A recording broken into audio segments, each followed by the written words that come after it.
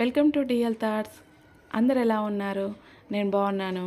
ఈరోజు మనము ఎంతో రుచికరమైన పన్నీర్ కర్రీ తయారు చేసుకుందాం. మా ఫ్రెండ్ వచ్చారండి, తను నా కోసం రెడీ చేస్తున్నారు.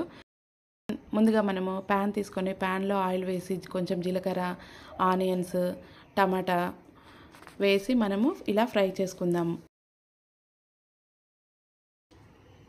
ఇలా ఫ్రై అయిన దాంట్లో మనం కొంచెం జీడిపప్పు వేసుకున్నాము.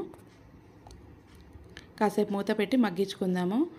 ఇప్పుడు మళ్ళీ ఇలా రెడీ అయింది. దీంట్లో మనము కొంచెము అల్లం వెల్లిపాయలు వేసి కాస్త ఫ్రై చేసుకుందాము. ఈ ఫ్రై అయిన వాటిని చల్లార్చుకొని మిక్సీ పట్టుకుందాము.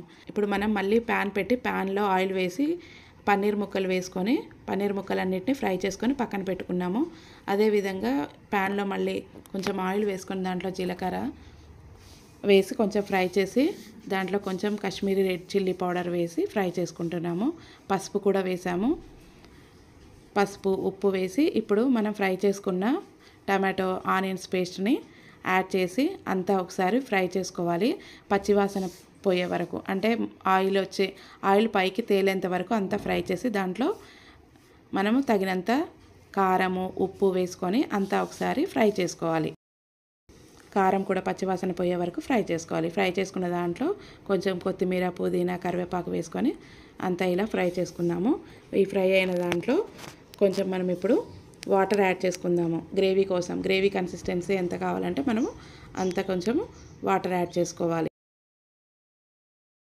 వేడి నీళ్ళు యాడ్ చేస్తే కర్రీ కూడా త్వరగా అవుతుంది, టేస్ట్ కూడా బాగుంటుంది చల్ల నీళ్ళ కన్నా. అంతా కలిపాక ఇప్పుడు మనం యాడ్ చేసుకున్న వాటర్, మసాలా అంతా కలిపి మనము ఒకసారి మిక్స్ చేసుకుందాము.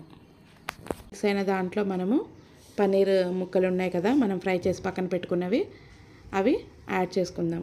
కర్రీ రెడీ అయిపోయింది. దీంట్లో మనం ఇప్పుడు ఒకసారి అంతా కలుపుకొని కసూరి మేతి యాడ్ చేసుకుందాము. మన కర్రీ రెడీ అయిపోయింది. Thanks for watching.